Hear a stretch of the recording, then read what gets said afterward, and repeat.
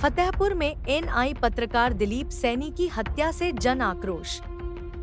फतेहपुर की कानून व्यवस्था पूरी तरह से फेल। एनआईए के पत्रकार दिलीप सैनी कांड पर भी प्रशासन का बड़ा झोल। अभी भी भाजपा नेता की हालत गंभीर, कानपुर में चल रहा इलाज। कैंडल मार्च निकालकर साथी पत्रकार को दी श्रद्धांजलि। एनआई न्यूज एजेंसी को बाइकआउट करना चाहिए, जिसने अपने ही पत्रकार की एक खबर तक नहीं चलाई। यह घटना पत्रकारों की सुरक्षा और स्वतंत्रता के मुद्दे को एक बार फिर उजागर करती है। क्या पत्रकार साथी की हत्या में सरकार का भी योगदान है? क्योंकि एनआई जैसी न्यूज एजेंसी भी घुटनों पर आ गई। दिलीप की संघर्ष की कहानी सभी को रुला देगी। जो भी उसके करीब था वह आज उसके जाने बाद उसे याद कर रो रहा है। पत्रकारिता जगत में रहते हुए उसने लगभग 5 बार लोकसभा और 5 बार विधानसभा के चुनाव में एनआई के लिए काम किया है। फिर भी एनआई एक भी बार उसकी खबर नहीं चलाई। इस घटना ने लोगों में काफी रोष पैदा किया है और उन्होंने न्याय की मांग की है।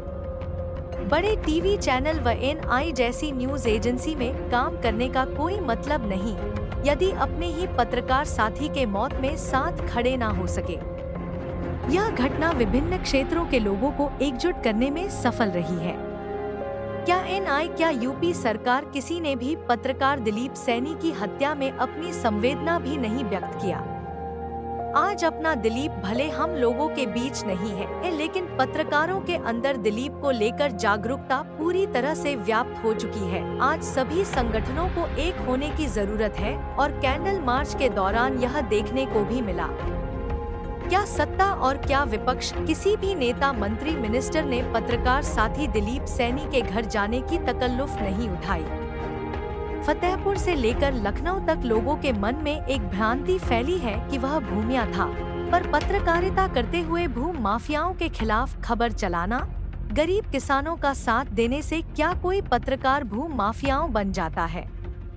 दुर्भाग्य की बात है कि अपना Dilip Saini ANI news agency जैसे बैनर पर लंबे अरसे से काम करता चला रहा था। बताया जा रहा है कि एनआई उसे स्टिंगर के रूप में फतेहपुर में अपॉइंट किया था, जिसकी सैलरी चैनल द्वारा उसके एसबीआई बैंक खाते में हर महीने आती थी।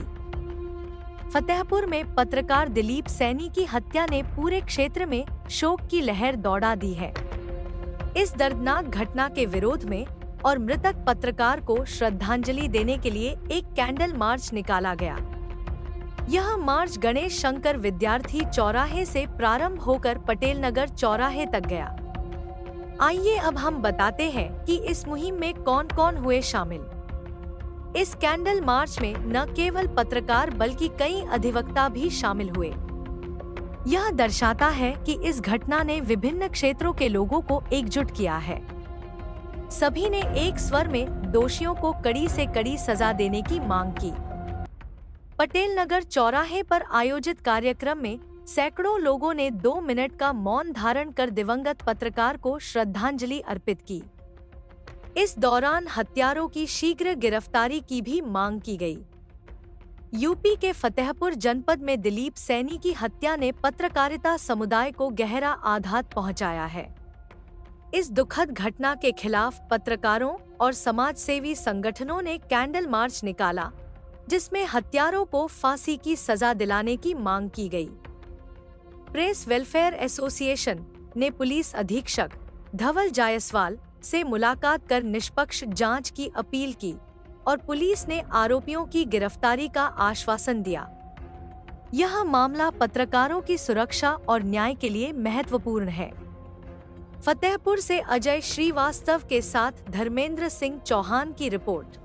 30-31 अक्टूबर की रात को हमारे पत्रकार साथी एएनआई के रिपोर्टर दिलीप सैनी की नृशंस हत्या कर दी गई।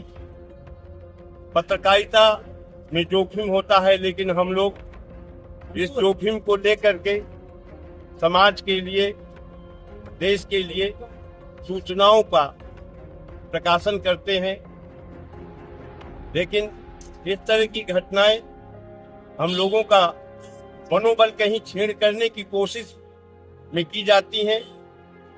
हमें योगी सरकार से, स्थानीय प्रशासन से पूरी अपेक्षा है और भरोसा है कि हमारे पत्रकार साथी दिलीप सैनी के हत्यारों को कड़ी से कड़ी सजा दी जाएगी और उनके परिवार को मुआवजा राशि दी जाएगी, क्योंकि वो परिवार के मुखिया थे, उन्हीं से परिवार चलता था। उनके छोटे भाई को नौकरी दी जाएगी और आज पत्रकार शिरोमणि गणेश शंकर विद्यार्थी जी के पास से हम लोगों ने शांति कैंडल मार्च निकाला है अपने दिवंगत साथी की आत्मा की शांति के लिए।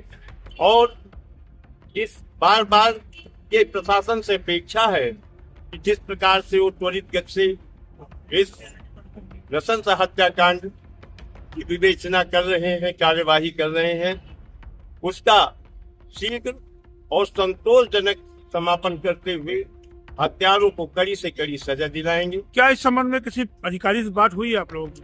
आज हम लोग पुलिस अधीक्षक महोदय से हम लोगों ने बात की और उनकी जो बातचीत रही उससे हम लोग पूरी तरह संतुष्ट हैं। क्या लगेगा दोषियों को सजा मिल पाएगी? उन्होंने समय मांगा है, हम लोग पूरी तरह से उनको समय देने के लिए तैयार हैं, ताकि जल्दबाजी में कहीं कोई अपराधी छूट न जाए और कोई निर्दोष फंसाया न जाए, इसकी हमने उनसे अपेक्षा जाहिर की। आज हमारे एक पत्रकार साथी दिलीप सैनी जी का कैंडल मार्च निकाला गया था, क्या कुछ कहेंगे? इस कैंडल मार्च में जो हमारे पत्रकार साथी हैं जिनकी जघन्य हत्या हुई है, इसके सभी पत्रकार बंधुओं के साथ साथ हम समाजी संगठन और सरदार सेना इसका प्रबल विरोध करती है और जो अपराधी हैं उनको जल्द से जल्द पकड़ करके सख्त से सख्त कार्रवाई के तहत हम सरकार से मांग करते हैं कि उनको इस तरह तक दंडित किया जाए कि आगे इस तरह के अपराध करने की कोई हिम्मत न जुटा सके। आपका परिचय? मैं चंद्रमान यादव, सरदार सेना जिला प्रभारी। आज हम लोगों ने सारे संगठनों में मिलकर के, सारे पत्रकार बंधुओं ने मिलकर के दिवंगत आत्मा दिलीप जी को श्रद्धांजलि दी है और उनकी आत्मा की शांति के लिए प्रार्थना की है हम लोगों ने।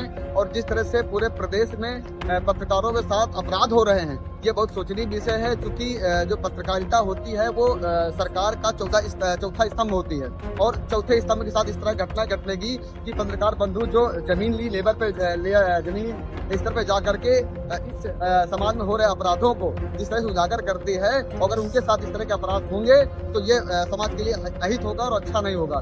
जिस तरह से 1917 के बाद से और आज तक 138 अपराध पत्रकारों के साथ हुए हैं, जिन जघन्य अपराध हुए हैं और जिनमें 12 पत्रकार बंधुओं की हत्या हो चुकी है।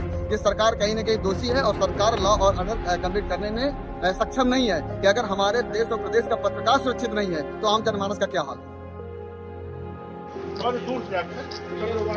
मोबाइल उठा लियो। सब आवाज रिकॉर्ड हो रही है आपकी।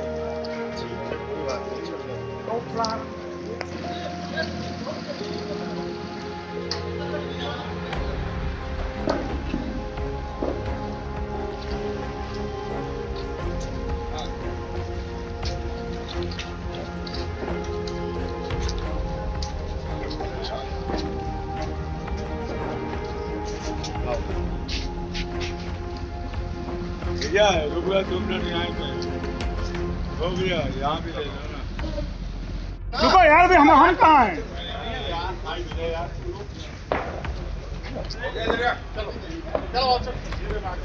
चलो